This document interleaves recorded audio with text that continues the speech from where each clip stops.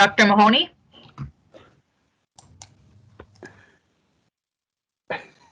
Hello, can you hear me?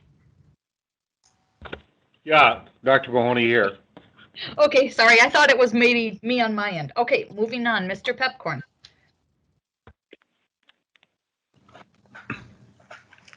Mr. Grindberg? Here. Mr. Judd? Here. Mr. Hendrickson? Here. Miss Carlson? Here.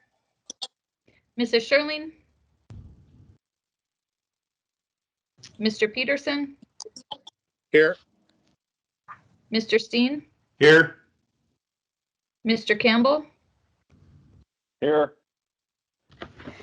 Mr. Wayland? Here. Mr. Thorsted? Here.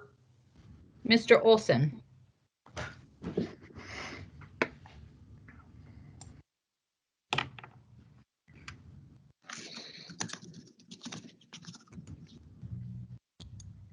There is a quorum. Very good. We'll start out. I need approval of the minutes from the previous meeting, and I'm also going to ask for approval of the agenda, order of agenda as well. Do I have a motion? Johnathan, Judd, so moved. And is there Campbell, a second? second. Okay, and this is going to be an easy one. I'm just going to say all in favor, say aye.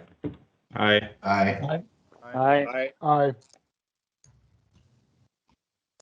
I think we got the majority of the ayes. Thank you very much on that. We have a consent agenda. We're going to approve items 1 through 4. Do I have a motion? So moved, Wayland. Second, Steen. Is there a second? A roll call vote. Unless there's any discussion. Are there any questions on those items? If not, we'll have roll call vote. Okay, Dr. Mahoney? Aye. Mr. Grindberg? Aye. Mr. Judd? Aye. Mr. Hendrickson? Aye. Miss Carlson? Yes. Mr. Peterson? Yes. Mr. Steen? Yes. Mr. Campbell? Yes. Mr. Wayland? Yes. Mr. Thorsted? Yes. Mary Scherling's on as well. Okay, Mrs. Scherling? Yes. Okay, thank you. You got everybody? Yes. We'll go to the next item. It's number 5, Executive Director Report. Joel, you're on. Thank you, Mr. Chair and members of the board. Our second meeting here, virtual, and I think it'll go a little bit smoother than the last one. I have a few updates I'd like to talk to the board about today.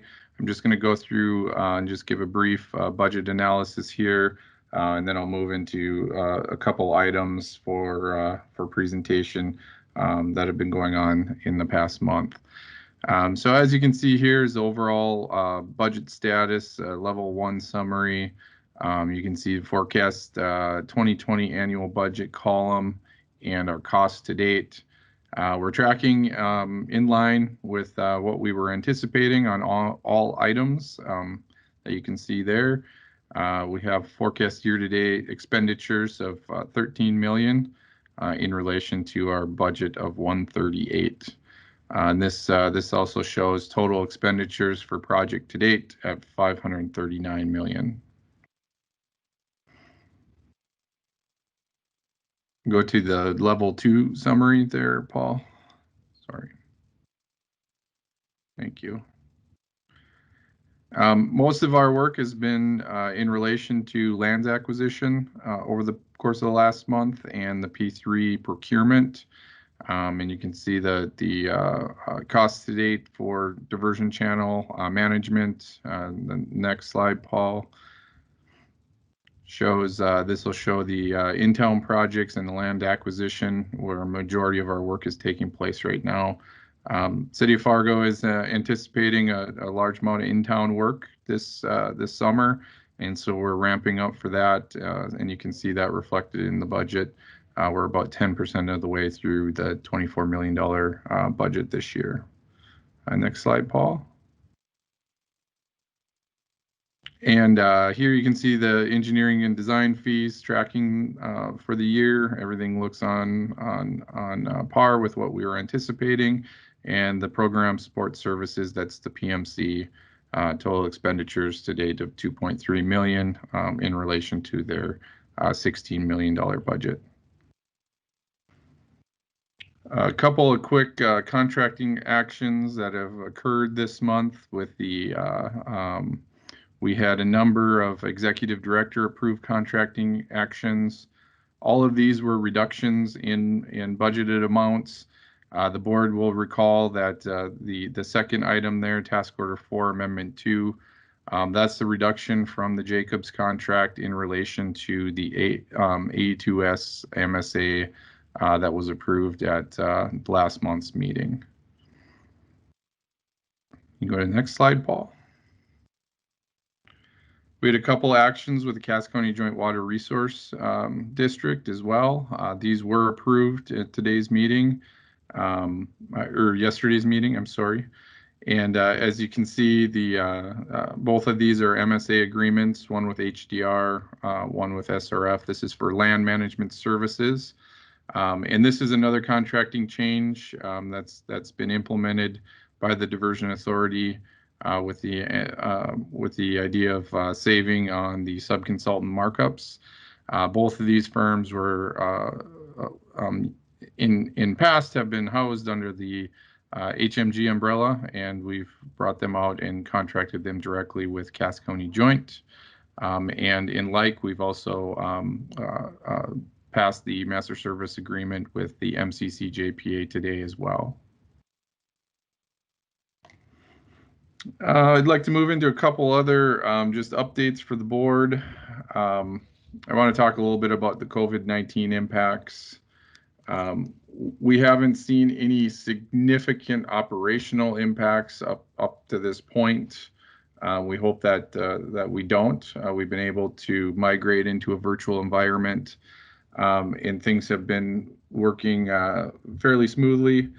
We have been keeping in contact with the P3 developers. We did have some one-on-one meetings over the course of the last 2 weeks. All three entities are on board and moving forward with us through the procurement process. As of today, we're still on schedule with the procurement process. There may potentially be some effect of the COVID-19 according to that schedule, but at this point we don't know what that might be. We're also going to be holding our first virtual public meeting on April 30th, and that's going to be in relation to the Drain 27 wetland mitigation project. And so this will be a first for the Diversion Authority. We haven't held a virtual public meeting yet, and so we're working with our public outreach folks in order to get that set up and get the invites out and advertise for that meeting. And I'd also like to note, we're keeping a specific close eye on the potential sales tax impacts due to COVID-19, as well as what's happening at the state level with oil tax revenues. And we are paying particular attention to federal stimulus discussions. We are a shovel-ready project, and in the past, the federal government has focused on infrastructure to assist in stimulating the economy and getting folks back to work. And as you'll see later in this meeting, there's the potential for approximately 14,000 jobs to be created with the diversion project. And so I do believe we're positioned very well for any potential stimulus discussions related to infrastructure. So with that, I'll also add, Tom Dawson had requested that I speak on his behalf as far as a business leaders task force update. And I just want the board to, he wanted the board to know that we did hold the business leaders task force meeting last week in conjunction with the chamber. I did perform an update for the task force related to construction and financing of the diversion project. We had about 40 participants, great engagement, got a lot of great feedback from the presentation, and I was actually asked by a number of individuals to present at a later date for different subsets of individuals. So with that, Chairman, I'll take any questions if the board so chooses. Any questions by the board members? Ken, could you just update the group on sales tax revenues the last few months, just so they know what's happened with COVID?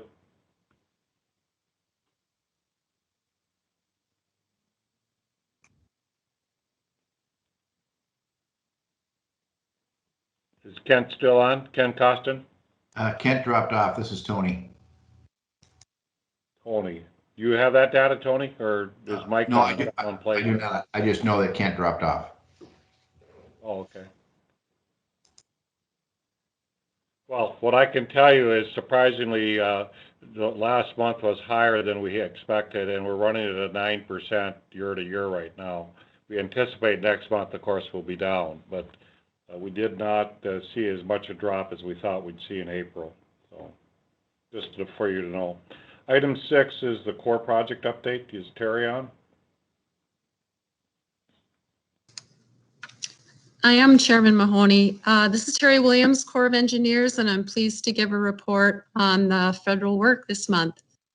The diversion inlet structure, the construction season has started in earnest out there with foundation work, and I believe you might be seeing some drone footage later of that site. Number 2, the Wild Rice River structure, the contractor plans to mobilize and start site preparation probably the beginning of May, and do a lot of excavation work this construction season.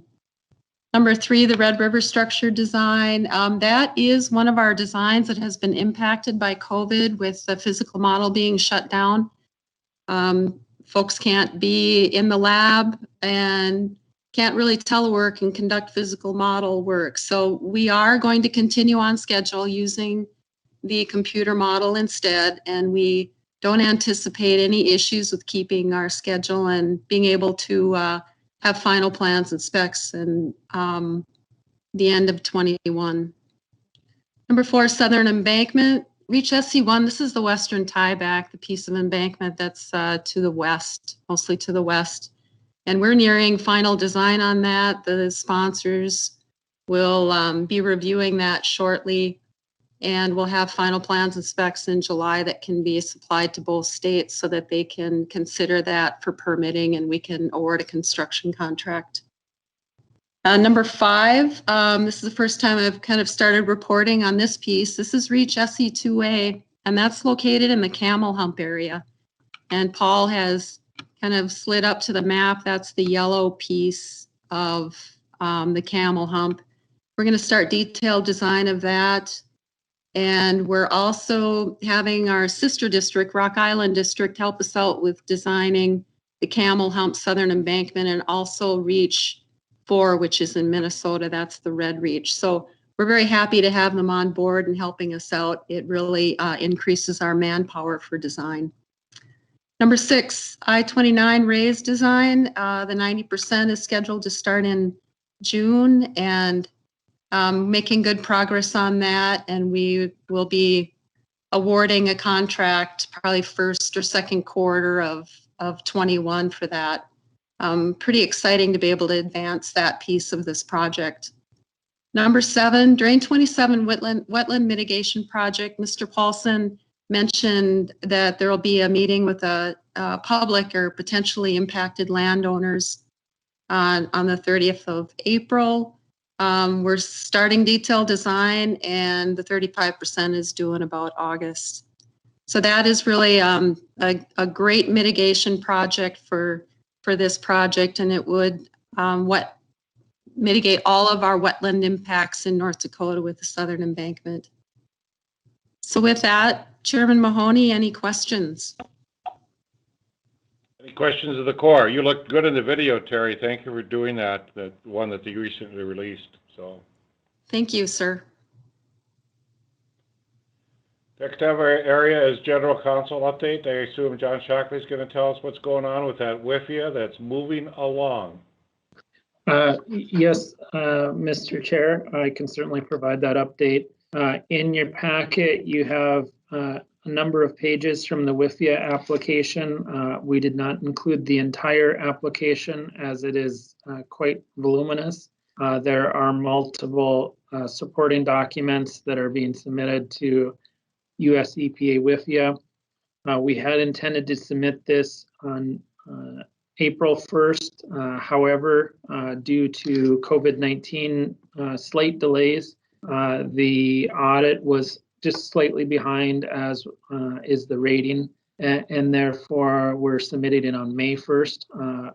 Given everything that's going on, the slight delay isn't really substantial. We should be able to stay with our schedule of closing in January of 2021. You'll see in the resolution that was attached, the estimated minimum savings is $572 million. That's a rather conservative estimate based upon interest rates. Conservative interest rates, meaning that we put some extra points in there, and we didn't want to oversell the savings to EPA, but the savings is significant. The Finance Committee recommended approval. I can certainly answer any questions you might have regarding the application. I would also note that US EPA has been reviewing our draft application, so they've seen this already and will be providing any additional comments to us. But they've seen all of the materials from the draft application, and we're continuing to work on it. Grindberg moves for approval. Is there a second? Steen seconds. I heard, John, that they thought we were rather brilliant. Is that right? The EPA, or? I deferred. I was in the conversation. I think they liked our presentation and the materials that we provided, along with the white paper regarding the financing of the project that you had, that all the board members have received a copy of. So thus far, that they've been very satisfied with our response to them, and so. Well, I just thought it reflected a really bright board. So roll call vote, please. Dr. Mahoney, Aye. Mr. Grindberg, Aye. Mr. Judd, Aye. Mr. Hendrickson, Aye. Ms. Carlson, Yes. Mrs. Scherling, Yes. Mr. Peterson, Yes. Mr. Steen, Yes. Mr. Campbell, Yep. Mr. Wayland, Yes. Mr. Thorsted. Yes.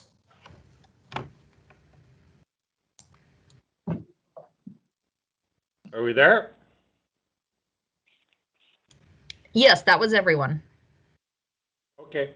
Resolution related to engineering services, attachment 5. Is this yours, Joel, or who has this one?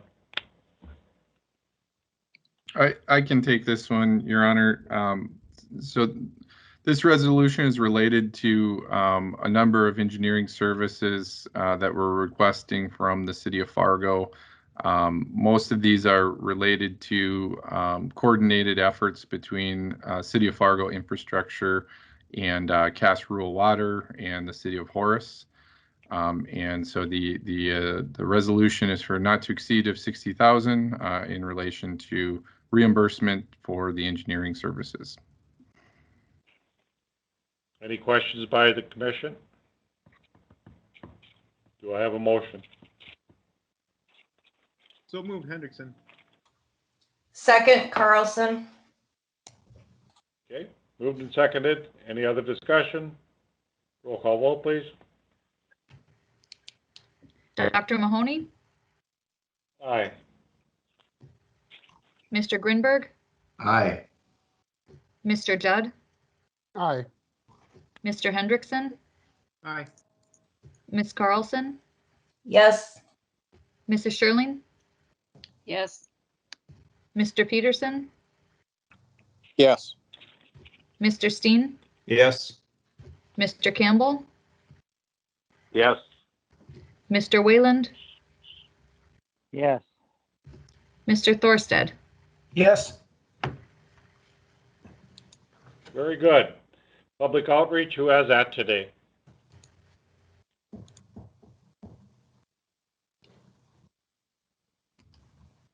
Joel, is Rocky giving a report, or is anybody giving a report on that? Is Roger on the line?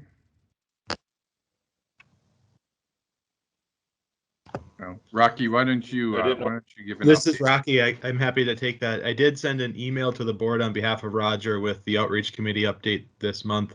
There's a number of links to videos that work a lot easier by email attachment than they do over this virtual format.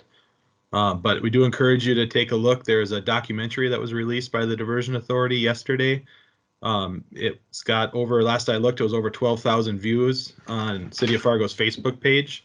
And so I think it's gotten a pretty wide release. It's also being shown on a regular basis on public access TV. It's really a credit to a number of board members and others that have been part of those 3 questions videos in the past that we put together in a documentary fashion to tell the sort of history of flooding and history of the project. Looking forward to a part 2 that talks more about project operations and what happens next. But I think we've gotten a pretty good feedback on the results from that. And that's maybe the biggest thing. I'd say in addition to that, we're working hard on a communications plan. We had a number of surveys that were sent out around the metro area. We've gotten back over 2,300 public surveys. And so we're still digging into the data on those, but look for that in the future to kind of break down the data a little bit more into some interesting findings. Over. I want to thank the board members that participated. They really did a great job on that video. And a lot of the personal stories really made it human. So it was really well done.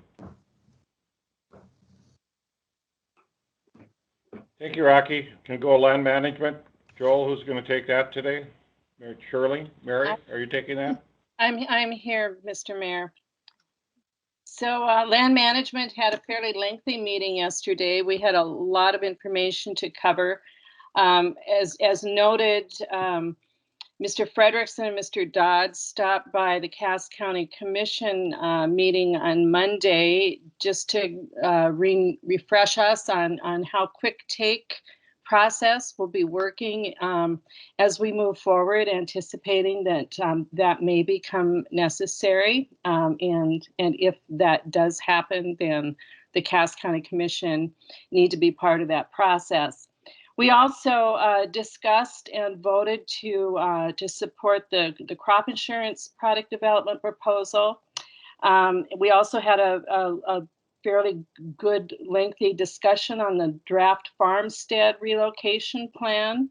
And that is going to be on the website if you want to take a deeper dive on that one.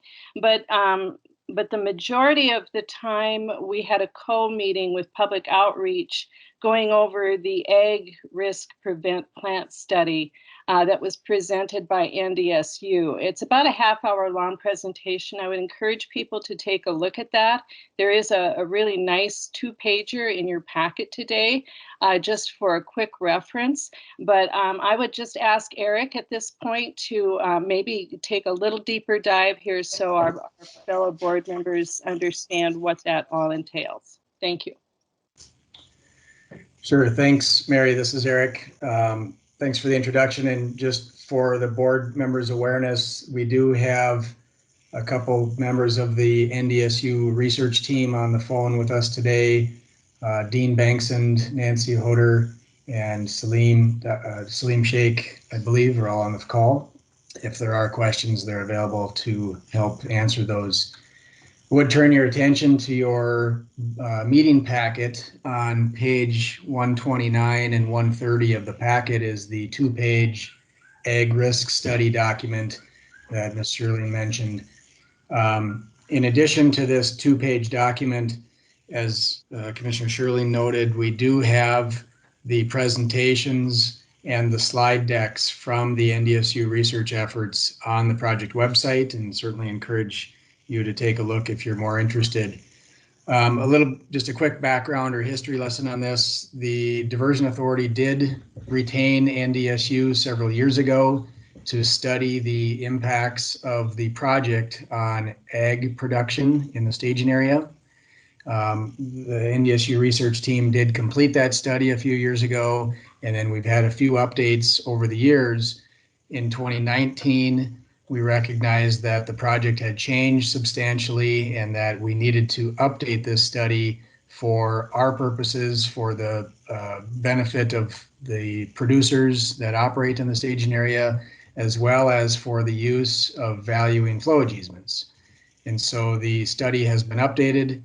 Last month at the Land Committee, the NDSU research team presented on, I guess, what I call the base study. And then yesterday at the Land Committee, the NDSU research team presented on the second part of their analysis, which was related to prevent plant scenarios. And so both of those presentations and the slide decks are going to be up on the project website. In your packet here is this 2-page summary. I guess I would just draw your attention to a few items in here for your awareness. You can see on the 2-pager that the observations at a glance, which is on the left side of the first page, those observations provide a high-level summary of the study effort. I guess in summary, what the findings were is that there is a fairly good likelihood or high likelihood of having some planting delays, but the delays that could occur are very short and very minor.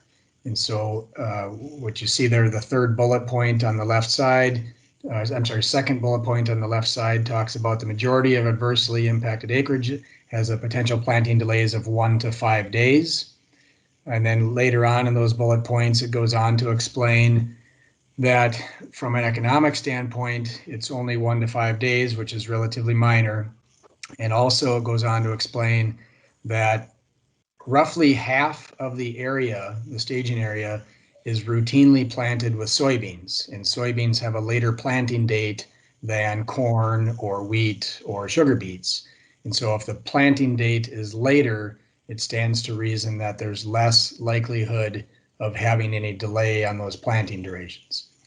On the second page of this summary, it goes on to explain that the graphics on the second page point out, the top graphic points out that there were 10 different flood events that were evaluated, and the blue bars represent the acreages that are not impacted. And so you can see the vast majority of acreage in the staging area is not impacted by the project.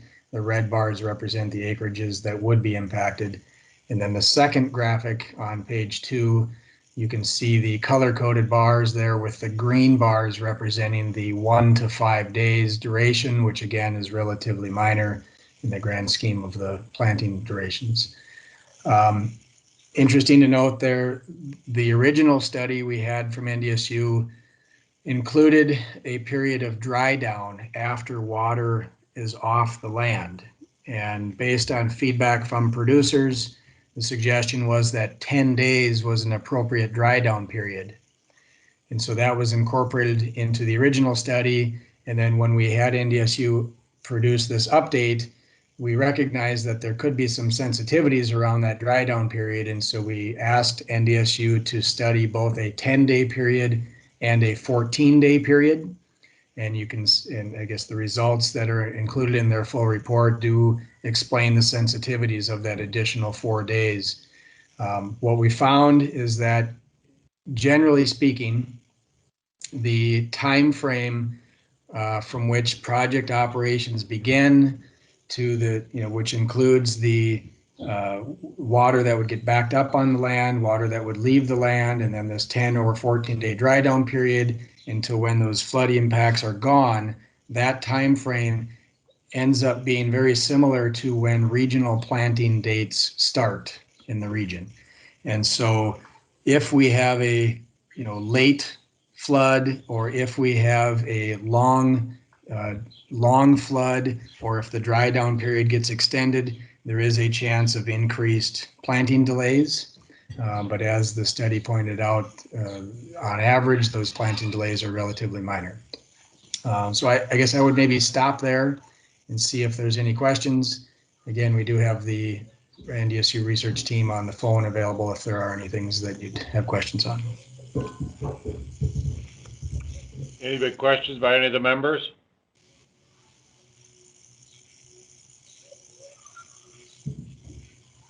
Well, seeing this presentation, Eric, it's fantastic. It's really a nice presentation, makes it clean and clear. And I think it shows we don't have as much impact as we thought we would. So it's really nice to see. Any comment by NDSU team? I think you did a great job. Well, thank you. It's been an interesting project. I'm sorry, go ahead, Nancy. No, I was just going to say thank you. I think, at the end of the day, they really did as good a job as possible to try and incorporate all of the variables. And, we incorporated a lot of detail in it. And I really have to, give a big hand to Salim and Dean, who really did an outstanding job pulling all of this together. Well, you answered the questions we need answered, and it's simplified. We can see it. So I think that's really great for anybody in the public who looks at it. You're welcome. Any other comments?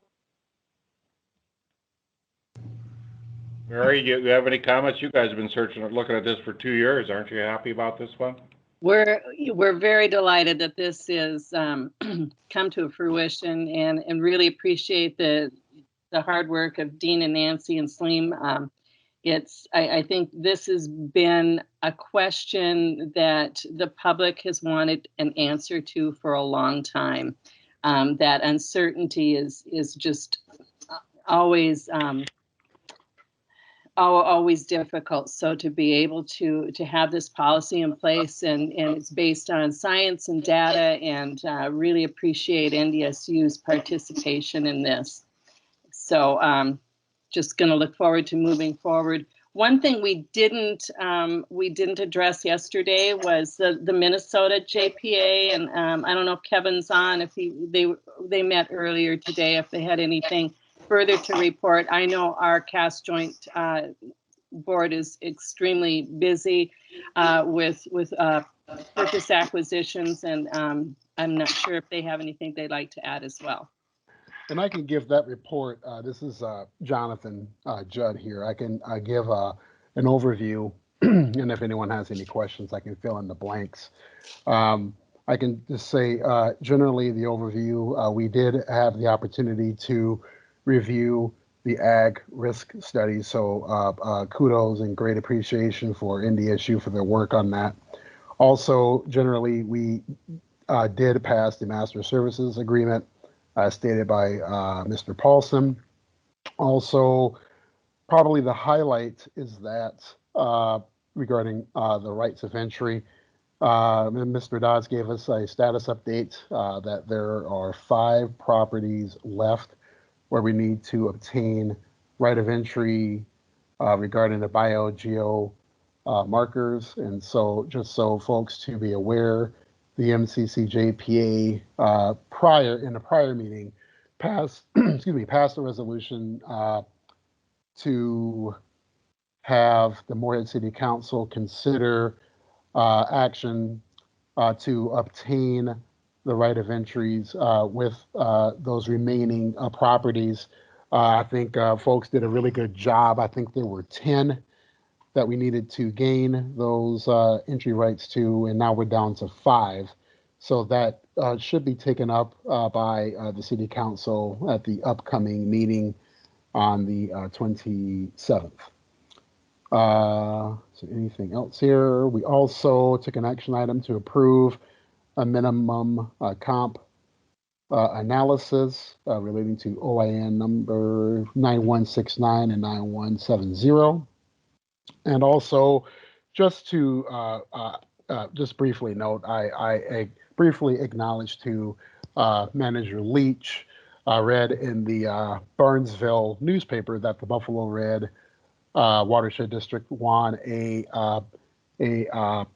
award through the Minnesota Environmental Initiative, the Rural Vitality Award for their work with Wolverton Creek. So I just gave a brief acknowledgement to Manager Leach and the Buffalo Red for their work with that project.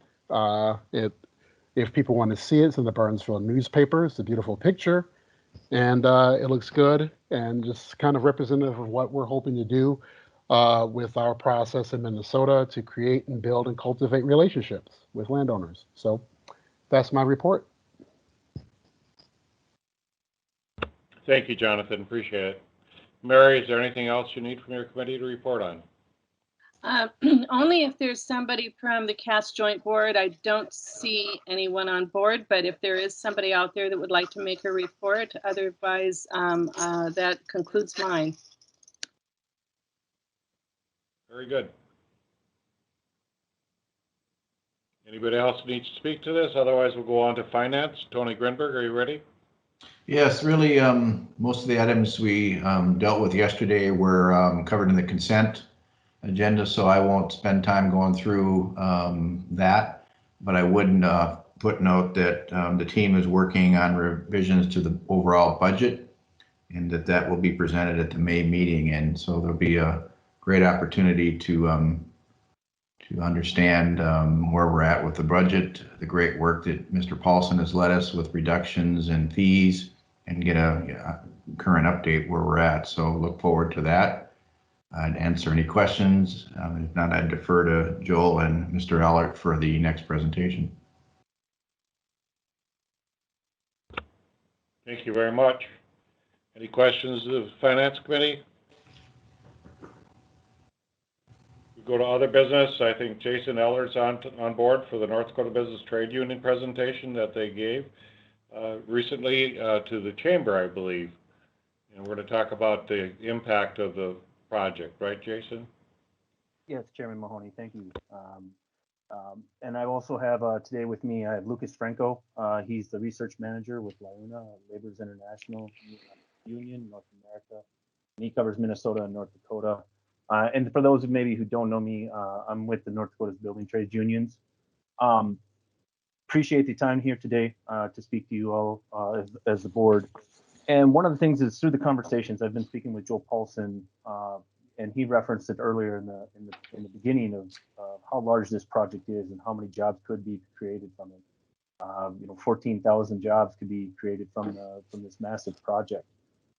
So working together with Lucas, we did an analysis and really did a report on a transformative investment, and the report has been attached with your packets.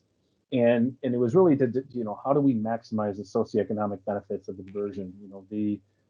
This will bring permanent flood protection to the community, to the area. But then while it's getting built, how do we make sure that it's really beneficial to the people in the community from working on the project and developing it? So we can move into the next slide, please. So the things that I'll kind of get an introduction here, and then I'll pass it off to Lucas, who will kind of go more into the summary of his report that we worked together between the building trades and LIUNA. For many of you, probably myself and Tony Grindberg, or Commissioner Grindberg, excuse me, we sit on the Governor's Workforce Development Council, and for many years, I mean, it's been a huge challenge for not only the city, the region, the state, for all of you that are probably sitting on numerous commissions and boards and forums to how do we solve this. And in 2018, the Workforce Development Council released a report highlighting 5 technical areas that need to be addressed. And one of them was the technical skills gap. And technical skills is defined, jobs requiring high school education beyond high school, but also don't require that 4-year degree. And in that report, we found that in North Dakota, middle skills job or technical skills account for 60% of the labor market. So where we were looking at this and talking with Joel and then also the genesis of this report is now we're going to put a large infrastructure project in the Fargo Moorhead area. How do we train local people on the project? And through the studies with Lucas, we found a similar case study that was done in Miami that was delivered in the same method, the private-public partnership, but they had really great success getting local workers on the project, training them up and upskilling them. So what we're going to be talking about here today is been utilized in several different, or in another instance, and we'll be taking advantage of registered apprenticeship program. So with that, I'll just pass it off to Lucas, who can maybe give a quick introduction, and then he'll kind of go through his summary. Yeah, good afternoon. My name is Lucas Franco. I'm the research manager for the Laborers Union, as Jason mentioned, and thanks again for having us. So, you know, what we're really talking about today is three major challenges that the Fargo Moorhead region faces. One, of course, is the threat of catastrophic flooding.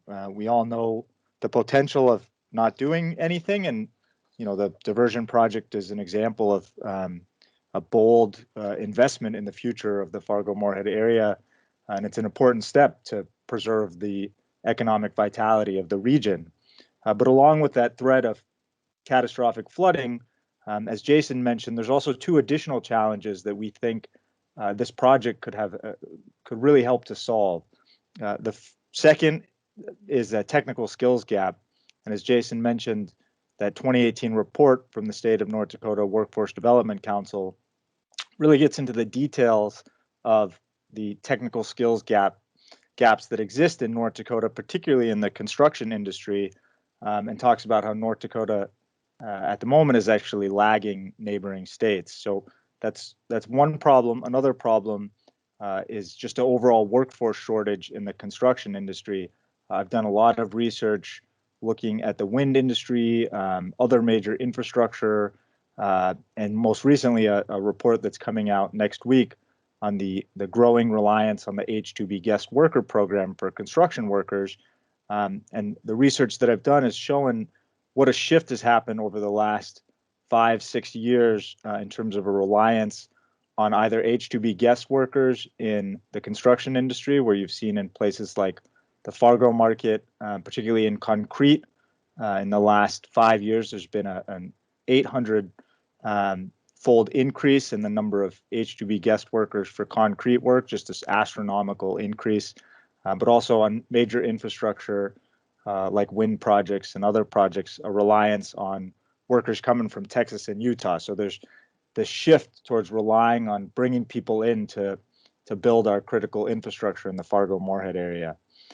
So we think that the diversion project can go a long way to help solve all of these problems. You know, obviously it's all about preventing catastrophic flooding, but it also has this enormous potential to address both workforce shortages and the technical skills gap, both in the metropolitan area, but then in North Dakota overall. And we believe it can solve these problems, and as we outline in our report, by incentivizing contractors that build the project to partner with registered apprenticeship programs. Next slide, please.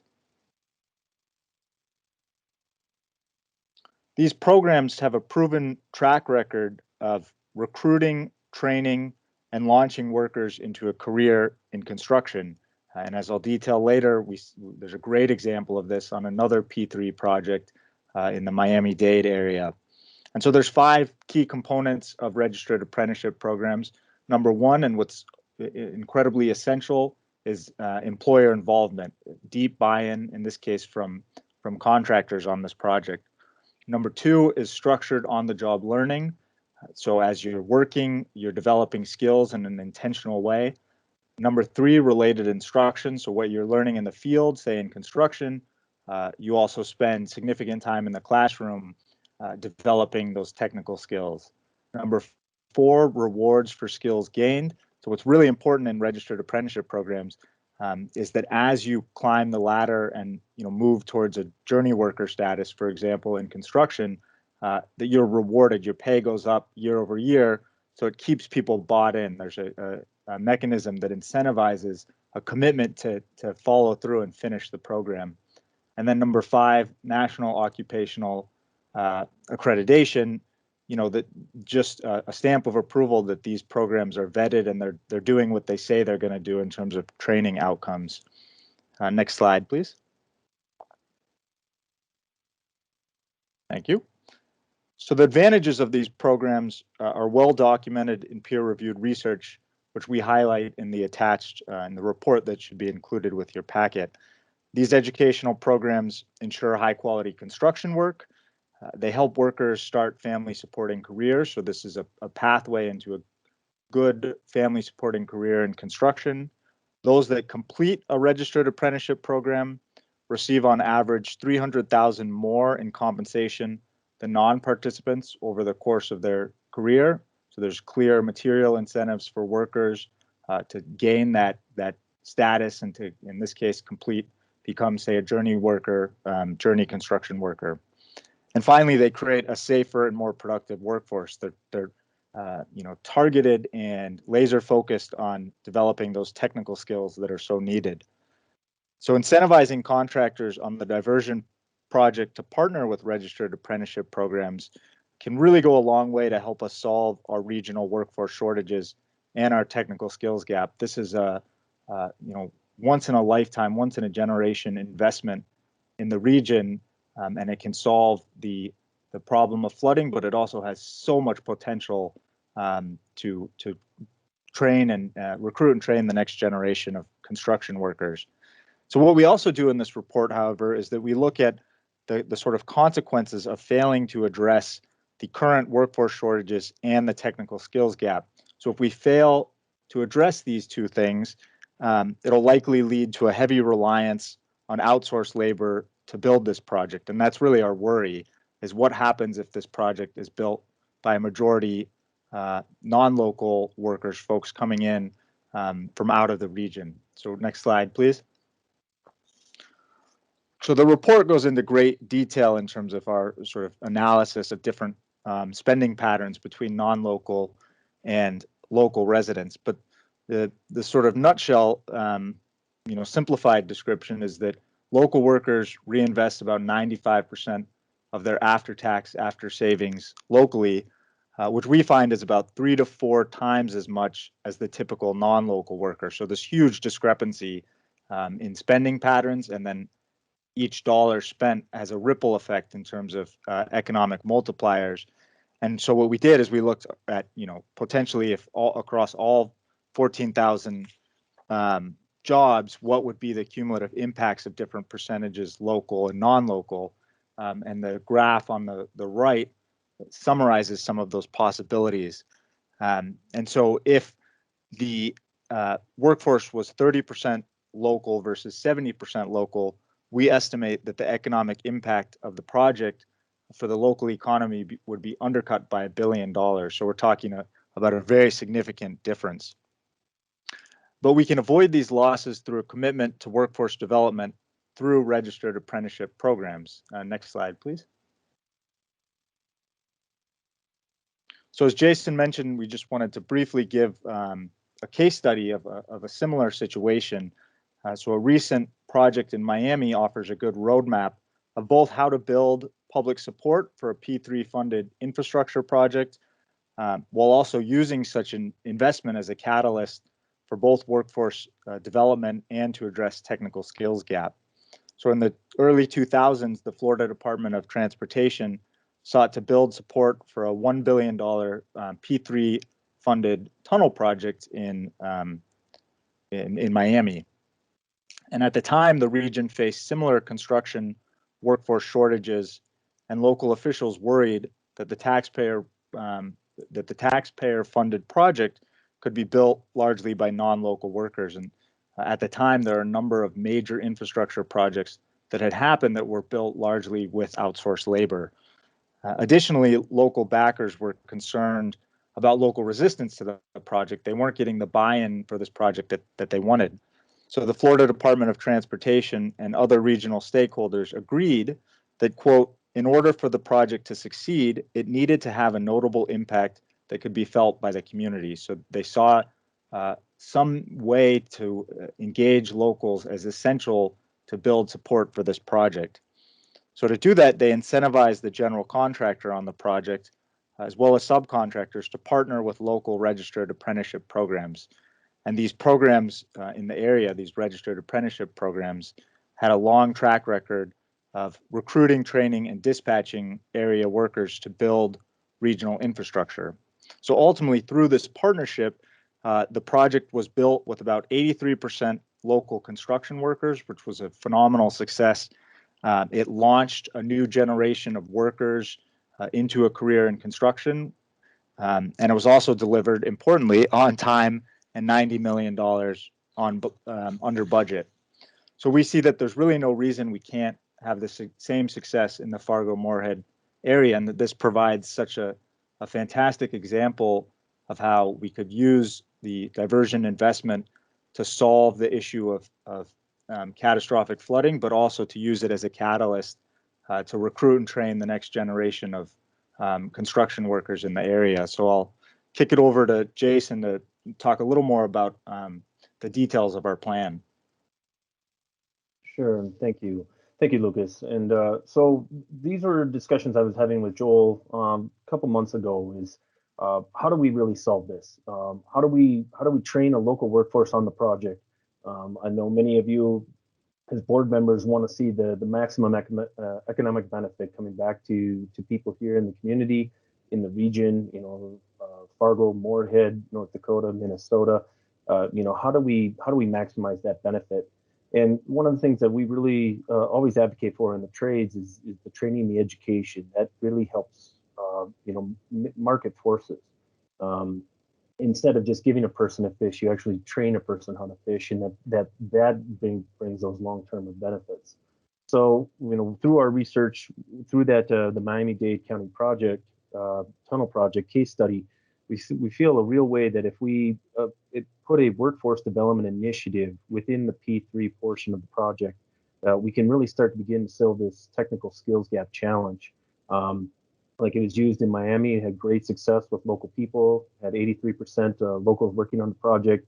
But the biggest thing is that you give the skills and the training and the education. That's the real piece on it. Through a registered format, whether it be working through one of the trade unions. I've spoken with Tony Grindberg, you know, working through maybe through the university system like NDSCS, of how do you give that skills training and education to people who are working on the job site. Just not giving them a job, but giving them training and education. One of the things that we released out of that report in 2018 was the desire to use public-private partnerships. So this would be following that model off of that Workforce Development Council report. But then also, one of the benefits that we found out of the kind of an ancillary benefit off of this report was that there was a real big buy-in within the community. There was a lot of skepticism for that Miami-Dade County project, the tunnel project. They'd had a previous project that was a remodel of a sporting facility that they were kind of facing some backlash on the community. Well, when they did this, they actually got a lot more community residents involved. They had a lot more support for the project. And it ultimately, not only we feel that could apply here of not only bringing permanent flood protection, but then you get a real community buy-in. So we've been working with Joel and Commissioner Grindberg now to how we lay out this specification within the P3. We wanted to give, through Joel, he recommended that we come to you guys today, present our report and our concept, and then maybe get some feedback from you guys, from board members, and move forward with that. With that, I'll kind of just, if Joel has anything to add, I'll stand for any questions. Thanks, Jason. I don't have much. That was pretty comprehensive, and I think you hit the nail on the head. It's, in my mind, the two biggest issues we have in the FM area in particular is flood protection and workforce development and workforce needs. And so the board knows, I've brought this up to them before. You know, I think we'd be doing a disservice if we didn't look at socioeconomic benefits of the FM diversion project. as we start to move into the phase of constructing. And so I think you've done a good job, Jason, of outlining, the perspective of being able to train and specialize folks for the construction industry. And as you mentioned, from the Workforce Development Council with the state of North Dakota, that this fits right in with the plans that have been produced. And so with that, I guess we'll open it up for any questions from the board.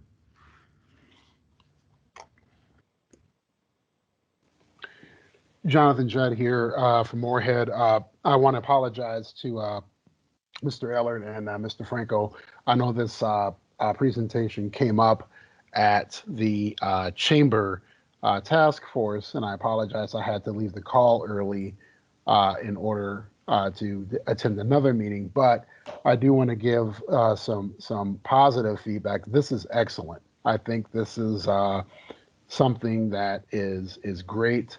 We're investing in our region, investing into our own resources and our folks. So I see nothing but positives that could come out of this. So thank you very much for the presentation. I would enthusiastically support this initiative. Thank you. Thank you. This is Tony. Let me just share a couple perspectives. As Jason has alluded to, the slide that Lucas shared on pathways. I think it's important to understand what apprenticeship is, because it can mean different things to different people. But as the slide depicted, it's experience plus learning as well as credentialing that leads to a profession. And you can accomplish an apprenticeship, be part of a registered apprenticeship program in a number of ways, either through public institutions that offer it, or through a union-based model, and the opportunities or whatever pathway presents individuals. But what I was intrigued after we thought through this a little more is the youth side of the opportunity. And so the details of how this might be carved out in a P3 bid to make it user-friendly and representative of the overall goal is still something that has to be sorted out. But for example, and I know there are age requirements with kids in high school, but if there's a way that we could tie in experience or internships on a limited basis to whet their students' appetites for summer employment, if you will, or ultimately an apprenticeship program, I think that's in our best interest to spend time thinking about, and how do we accomplish that. And I think it goes well beyond just the construction profession, but I can tell you that some of the engineers on the phone and the firms they represent, you can't find a civil tech in the market. And so there equally would be opportunities for kids in civil engineering tech to the other plethora of positions that'll be impacted by this investment. So I agree with Johnathan, Judd. Both Johnathan and I are now two-year college guys, and so we're partners obviously on the diversion, and as the technical college in Moorhead as well as NDSCS, where we do offer apprenticeship programs. I think that's part of it, but it's also part of how do we engage our public school systems, and at what point, or what's allowable, if you will, to have the experiences. So that would be my thoughts.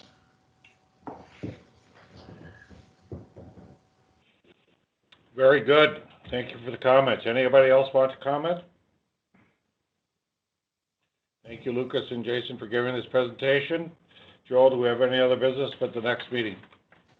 We do not, Mr. Chair. Thank you, everybody, for going through this today. Commissioner Pipcorn was not able to get in, so we'll have to correct that next time, but he wishes to. He's here. And I thank you all. This is difficult to do sometimes, but I actually thought the meeting went pretty well today. So thank you for your time and attendance to this meeting. We're adjourned.